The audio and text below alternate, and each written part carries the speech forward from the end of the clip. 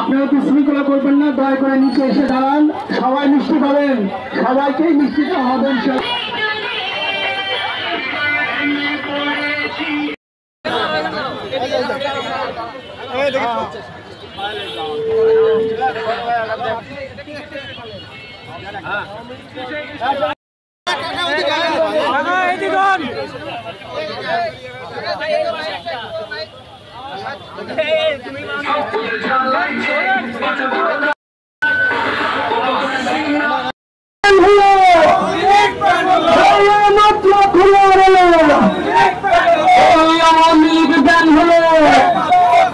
আপনারা জানেন যে এই ফ্যাসিস্ট আওয়ামী লীগ যখনই এসেছে বাংলাদেশে তখনই খুন গুম লুটতরাজ টাকা পাচার এসব হয়েছে এবং বাংলাদেশের গণতন্ত্র ভুলুণ্ঠিত হয়েছে। সেই সময় তার বাবা মুজিবর বাকশাল করেছে, কন্যা করেছে ডিজিটাল বাকশাল এবং সব সময় সেই সময় তার বাবাও ভারতের কাছে বাংলাদেশের স্বাধীনতা সার্বভৌমত্বকে জিম্মা দিয়েছে এবং এখনও কিন্তু হাসিনার সময় সেটাই হয়েছে।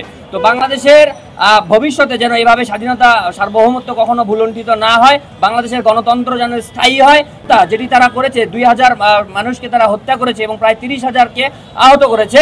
এই যে গণহত্যা, এই গণহত্যার কারণে তাদেরকে নিষিদ্ধ করা প্রয়োজন ছিল।